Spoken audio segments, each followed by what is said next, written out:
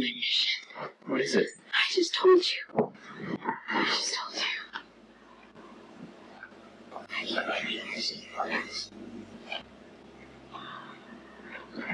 What is it? I've loved you. Of course you have. We've decided.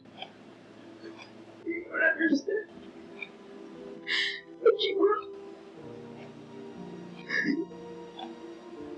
Thank you for loving me. Of course, sweetheart. You're so happy around I found her too. I thought I cried. I want you. Please come with me. Please come with me. Oh, there's nothing left here.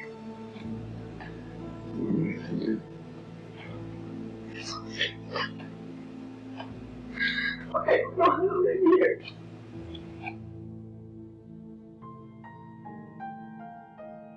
January 2016, Minnesota. A 29-year-old man, his wife, and 5-year-old daughter were found dead in their home in Apple Valley. The authorities described what they saw that night as something straight out of a horror film. The family were lined up as if it was an execution. A bloody biblical message was written on the wall, and a very peculiar passage was circled in the Quran.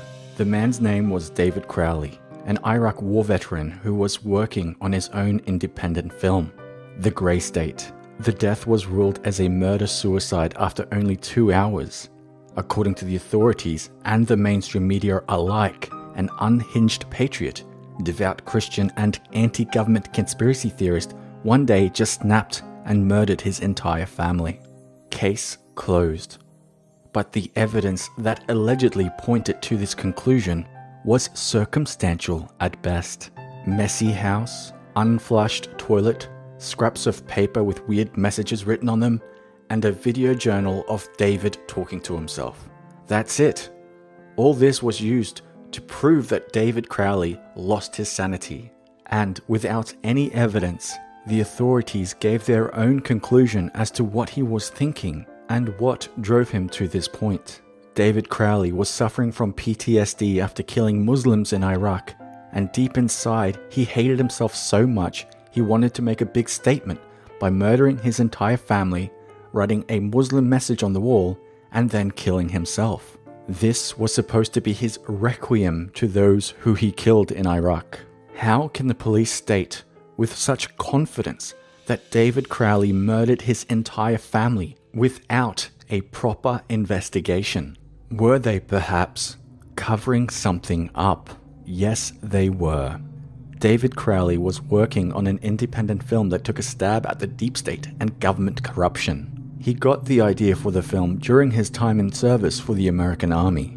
Although the mainstream media reported that it was the violence against Muslims that inspired him to make the movie, it wasn't. In his own words, it was seeing how the government would use the military to control its own people. How people wake up to liberty, and that is the term we all use, right? Wake up, because these things go on all around us all the time, and most people know about everything. Any one of these issues, you ask anyone, they've heard about it to some degree, but it requires sort of an awakening context by which they can establish the difference between that reality and the one that they live in. So for me, I was in the military from 2004 to 2009. I was stop lost for 15 months. I was deployed illegally as a civilian for a while. So I know what it's like to be a number on a page, and I've seen what our military is capable of when it thinks it's peacekeeping. I've seen the division between the military being used as a blunt instrument of foreign policy, as it should, and being a domestic police force, which it shouldn't. And so I have seen the context, I've seen the contrast between one reality and the other, and basically it was my military experience that helped me to decide and value liberty. I mean, liberty is a real thing, and it's being threatened, and it's not defined by our creature comforts. There's some other thing that goes on, and it's about freedom, really. And are we free? David Crowley was a man on a mission with a powerful message. He wrote, produced, directed, and scored a trailer for his film. It got over 1 million views on YouTube and had thousands of people backing it on Indiegogo. He took the trailer to bigger studio executives and managed to get full funding, allegedly $30 million US. He then put all his time and effort into writing his script, revision after revision, until the producers were very happy with his script. And then he got the green light. The movie was going to happen.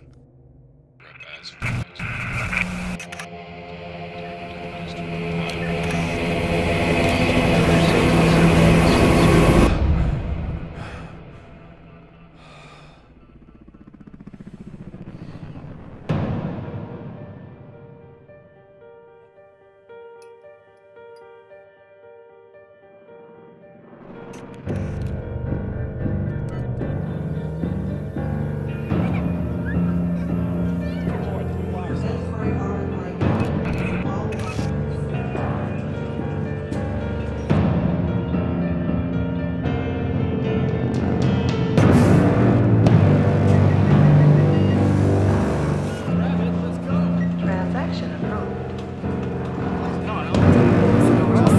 No, they're here already. Tommy, Since last night's declaration of Today, martial law, the soldiers are moving in to secure key areas in all regions. In response to UN presence in Minneapolis.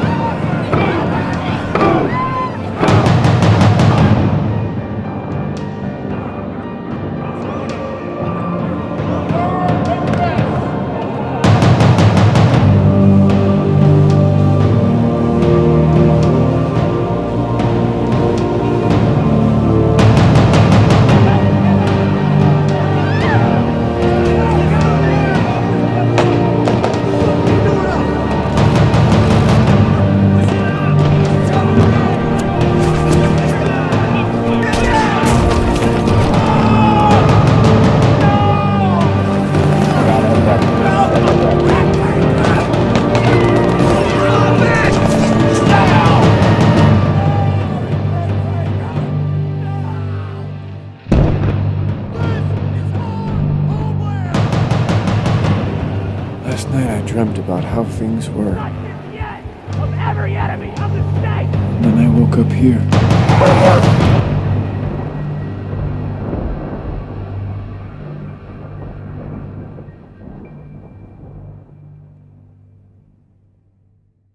But then David Crowley died, and his reputation as a libertarian filmmaker was ruined by the police and the mainstream media. They called him all kinds of things, like a lunatic conspiracy theorist, a murderer, a psychopath, all these things without ever investigating his death. The same bad press that surrounded the case was also weaponized against people who thought that something just wasn't right about his death. If people questioned the mainstream narrative at all, they were just as crazy as Crowley. Still, despite the media's slanderous campaign against Crowley supporters, people still saw through the nonsense. There was definitely some kind of agenda behind all this negative coverage. The police and the mainstream media both know what happened to David Crowley and his family, but the truth was far too inconvenient to their message. Crowley wasn't murdered by the deep state. However, his persistence in pushing his anti-government message did not help his cause. David could have been set on fire, and the police department would have had instructions not to piss on him to put him out. If the police and the mainstream media told the truth about what really happened to Crowley and his family, they would be shining a light on a massive problem that liberal media has been trying to conceal for years. First, let's briefly discuss Eric Nelson's hit piece he so wrongly calls a documentary.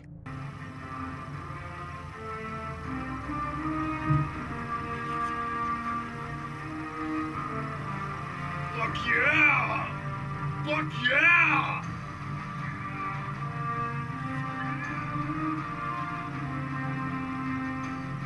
Fuck yeah!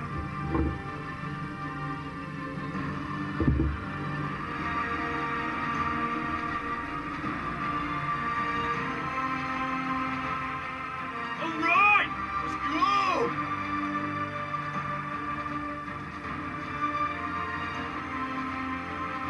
First of all, the name of his documentary is the same as the film that David Crowley was going to release. So now, if you search for the original trailer, you'll be taken to his video first, which is filled with misleading information.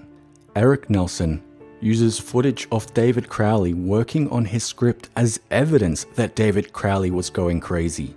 David Crowley would often act out his scenes to see how they would play out before writing them in his final draft. Eric Nelson uses this footage out of context to try to prove that he was crazy. Eric Nelson uses footage of David Crowley giving himself a motivational speech before going into a make or break meeting with producers who are going to fund his film. He then shows this footage to the producers of the film and says, "Don't you think he's a sociopath?" Remember, you're achieving a dominant position by matching their experience with your enthusiasm. So let them answer, but your wrap up now. Here's the sunset on your beautiful day with your partnership with the mics.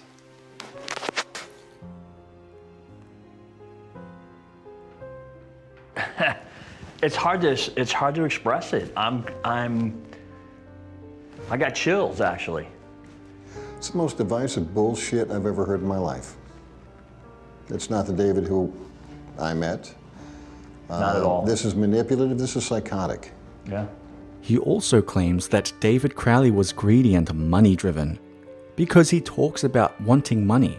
God forbid, after having spent all his own money and working so hard on his own project, it is still wrong for him to want money so that he and his family can live comfortably. He also uses footage of David Crowley directing the trailer for Grey State as evidence that he was a morbidly disturbed man. So this was, in the trailer, this would have been preparing for one of the execution scenes where one of the militia people basically executes 4 people in a row. So we were prepping for that spot. Didn't this strike you as kind of creepy? Yeah, very creepy. And then he takes it even further and uses clips of his daughter taken way out of context, talking about blood as proof that there was something wrong with his family. Hey, what does dangerous mean? Dangerous means scary monster. That's what dangerous means. When you push that red one, then the monsters are gonna get you and they're bloody. and then you got bloody. She really thinks about these blood things. everywhere, and then this room, and then in this room is bloody. Yeah, I mean, okay, let's face it. You can, I mean, you know, there's a red rum quality to it. That's like The Shining, right? A premonition. They describe the footage of his daughter talking about these things as very red rum-like and a premonition of sorts. Again, without any evidence, blaming David for corrupting her mind by exposing her to violence. They even try to paint David as an abusive father because on their daughter's birthday party, his wife wasn't dancing, smiling, and having fun. It's not like they could have just been exhausted from preparing a big birthday party for their daughter, or that David was working on a very stressful deadline. At the birthday party, the only thing that stood out to me was that they weren't talking at all. She had nothing bad to say about him. They had the closest relationship, and I just expected that they would flirt or kid around a little bit, but no, she was just really tense the whole time. Of course not. If a woman isn't smiling, dancing, and having fun, she must be being abused. This so-called documentary is really trying to convince the audience that David Crowley was just a sick man. It's a biased piece. It's nothing more than anti-libertarian propaganda. But there is one important issue the film barely touches upon: the relationship between Kamel and her family.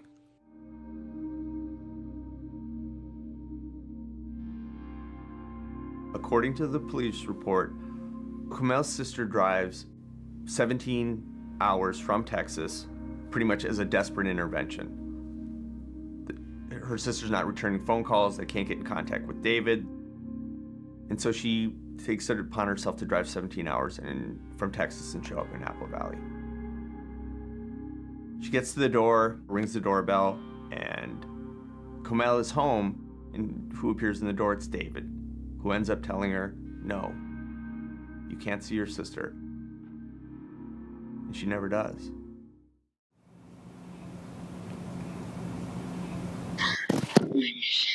What is it? I just told you. I just told you. What is it? I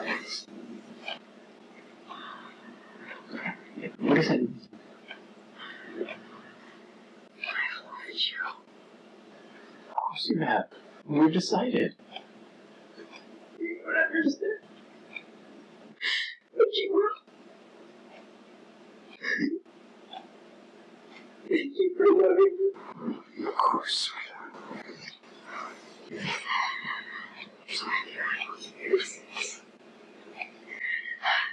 I found her too. I thought I would cry. I want you. Please come with me. Please come with me. There's nothing left here.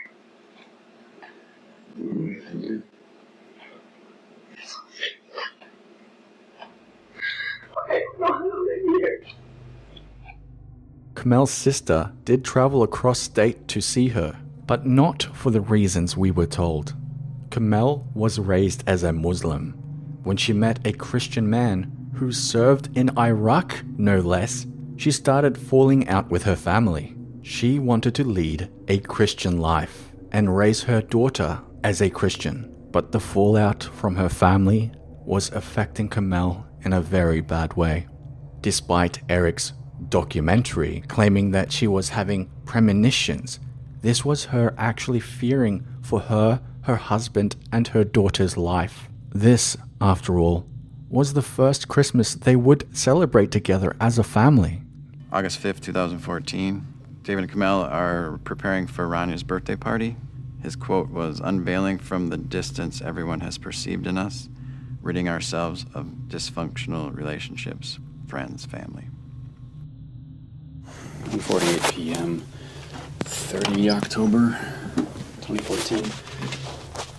I was just getting back from Home Depot with a bunch of wood to build the compost bin. Had lunch with Coma, and suddenly she began to shake and weep and howl, as if like someone had died. And she sat down. She said, "This is what rapture is." You got to give me some time. Can I just lay here? Yeah. Do you want? I was just trying to remember everything. Okay. If you want to contribute, you can help me remember. Okay. You said you've come very far to find me, and Ronnie and I need to come with you. And there's not much time. Time is not of our world. And on some level, your soul has committed to mine, and we're gonna go somewhere. And Ronnie's coming with. I was kind of skeptical, like trying to make sure the source from whence it came was real. I don't know. I my skeptical side right now, my scientific side, my brain's questioning where it came from. It's like, oh, was it something to confuse us? Am I crazy?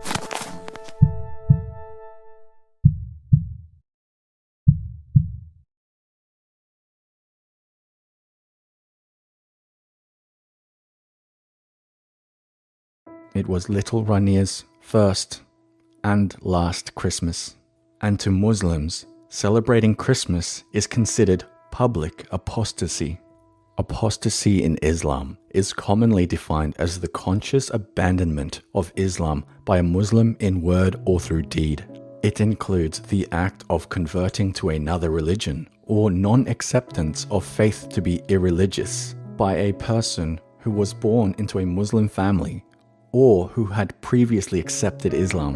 The punishment for apostasy in Afghanistan, Iran, Malaysia, Maldives, Mauritania, Nigeria, Pakistan, Qatar, Saudi Arabia, Somalia, Sudan, United Arab Emirates, and Yemen, even today, is execution, and it is often carried out by a male member of the family, be it father, brother, or even uncle. David Crowley loved his wife and child, He was not suicidal. He did not have any remorse for the time he served in the military, and he was a proud Christian. He was even responding to emails and messages all through Christmas. In one of his emails, he discussed how he and his wife were both excited for the future and how they were planning on moving to Burbank. Sure, his home might have got a bit messy while he spent sleepless nights finishing off the project he'd already spent so much time on. But that's not a sign of madness. And the autopsy reports show that they had been dead for 10 days, which definitely explains the bacteria buildup. It wasn't a sign of a man giving up on life. Do we honestly believe that at the peak of success, he just flipped and murdered his entire family? Is there enough evidence to support the theory of his demise into madness? Or did they just come up with this conclusion because he was working on an anti-government conspiracy movie? Or does the evidence support the theory that the Crowley family were murdered for apostasy? Honor killings are still very common in the Western world, but they're not heavily reported on, and that is because the Western countries have Sharia courts that claim these cases. That, and the mainstream media don't want to report on these things because they fear it might cause outrage. Sometimes, crime scenes speak for themselves, and we don't need to hear the mainstream narrative. Especially in this case, neither the police department nor the mainstream media have enough information to be able to provide a narrative. Well, truth be told, they neglected evidence so they could spin their own narrative. As I mentioned earlier, they gave their conclusion after being at the crime scene for just 2 hours. They cannot, or at least in good conscience, say that David Crowley murdered his own family. But they didn't care to investigate because they knew what happened. It was so obvious. Let's take a look at the evidence. Allahu Akbar was written on the wall in Kamel's blood. The back door was left open. All the bodies were moved, proven by blood trails on the carpet and the placement of Kamel's sweater. David's fingerprints were not on the gun that was used. The major DNA profile that was found on the weapon did not belong to David, Kamel, or Rania. There was a bloody knife with Kamel's and Rania's blood on it.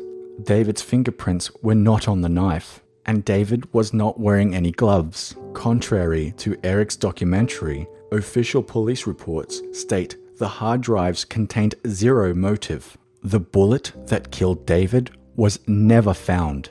David was found on the ground, sprawled out with his arms stretched at max length, with a pistol inches away from his left hand, right beside the Quran. David is right-handed. David's right hand was missing.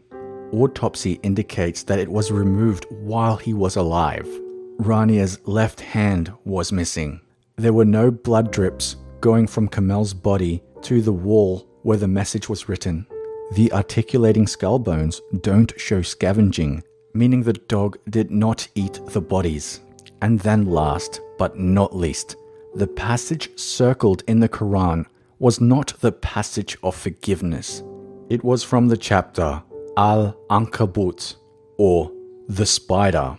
Al-Ankabut is the passage directed at the women non-believers, the abandoners who build their own houses out of false faith. 29:23. Those who disbelieve in God's revelations and in meeting Him have despaired from my mercy. They have incurred a painful retribution.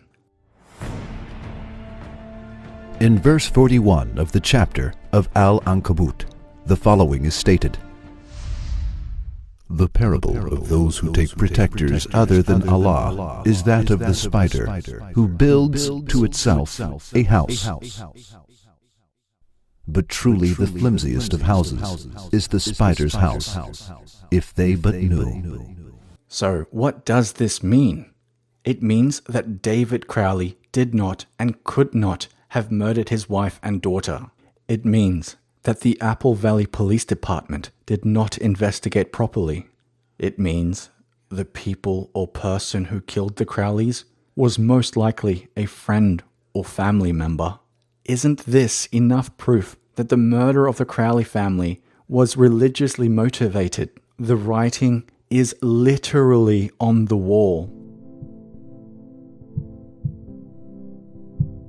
Having been overseas and having seen what like Sharia law had done to the people in Iraq, he did not like the religion Islam. He loved Muslim people, but he felt that Islam subjugated the people, and he felt very strongly about that. In Islam, the punishment for theft is having your right hand cut off. In the eyes of the killer, did David steal Kamel? In Islam, the punishment for blasphemy is having your left hand cut off. Was celebrating Christmas little Rania's holy crime? Is that why they cut off her left hand? And the punishment for apostasy is death.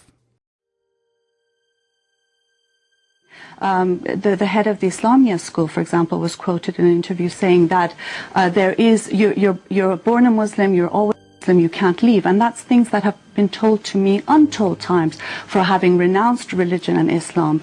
There is threats, there is intimidations. Just yesterday, a 16-year-old girl was killed by her father for refusing to wear the veil. What is the penalty for apostasy? What is the penalty for leaving the Muslim faith? To be honest, I cannot back that point up. Dr. Muqaddam, what is the penalty for apostasy? And, before... We keep coming down this apostasy. Give us a quick answer on what is the penalty for apostasy. You very well know, if it's an Islamic country, then the Sharia is very clear. Apostasy is dealt with the death penalty. Thank you, that's all I want. Did they make Kamel watch as they cut off the limbs and murdered her loved ones as punishment for her abandoning her faith? Despite the evidence conclusively proving David's innocence, the Apple Valley Police Department and the mainstream media refused to update their story.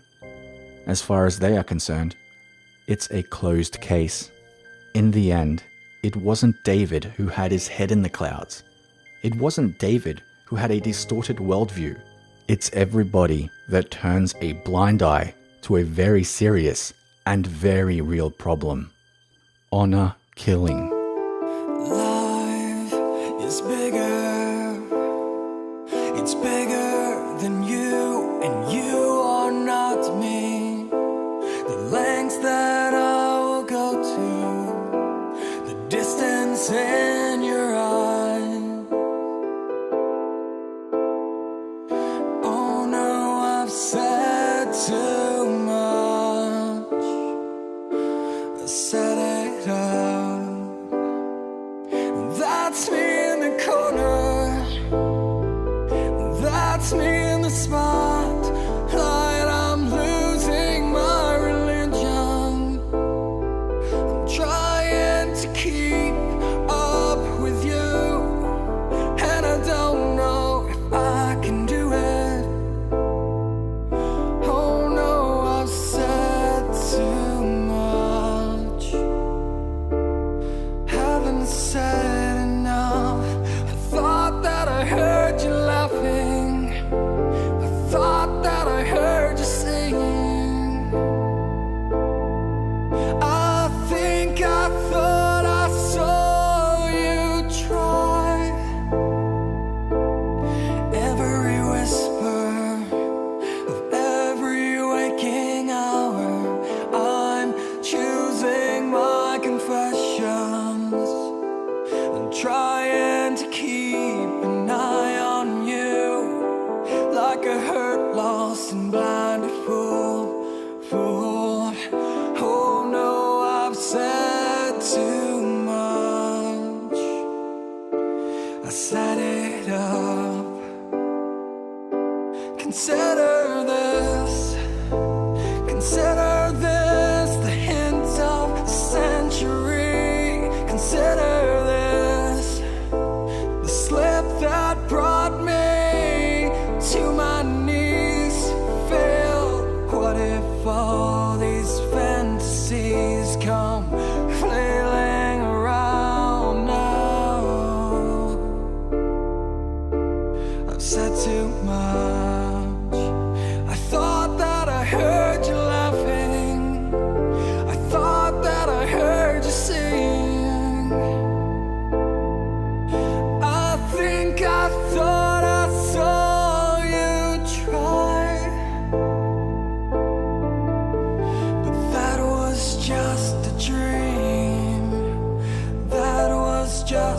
dream.